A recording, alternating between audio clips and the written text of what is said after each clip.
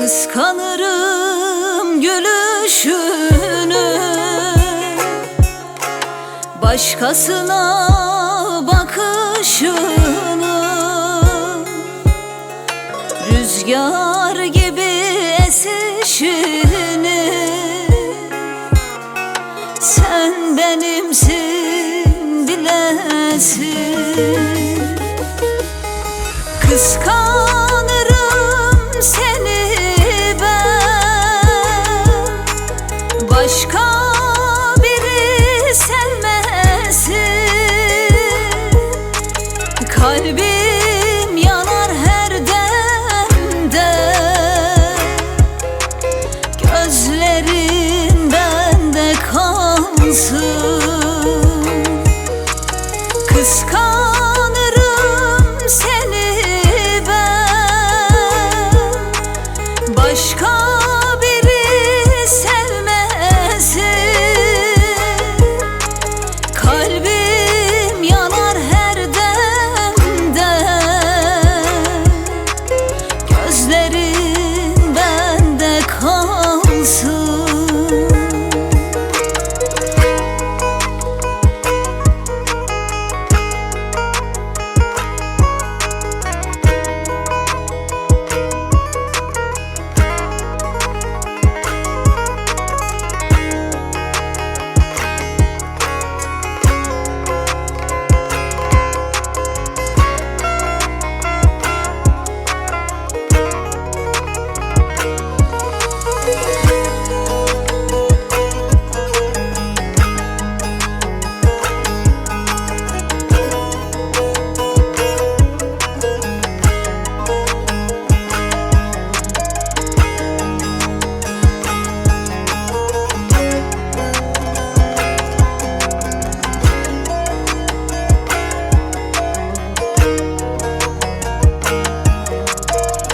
Her adımda peşinde, hayalin hep düşümde. Sensiz olmaz bu hayat, aşkın kaldı içimde.